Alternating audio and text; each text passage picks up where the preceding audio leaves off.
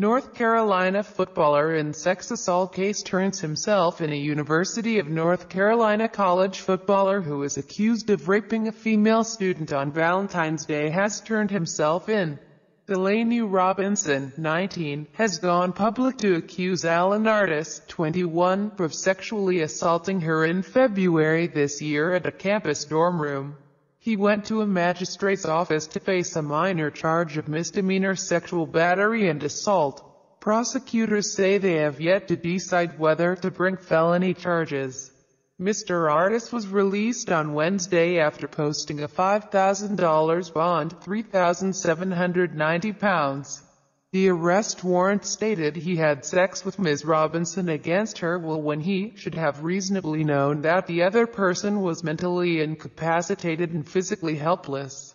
The reserve junior linebacker was suspended indefinitely from the football team on Tuesday as per university policy.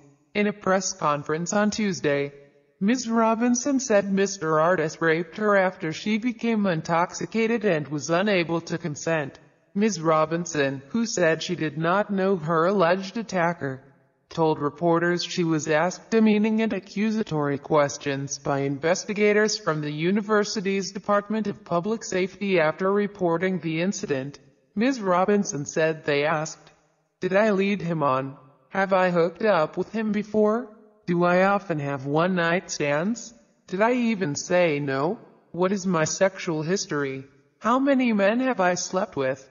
I was treated like a suspect." Ms. Robinson said she became enraged when she heard a recording of her alleged rapist's interviews with police, rather than accusing him of anything.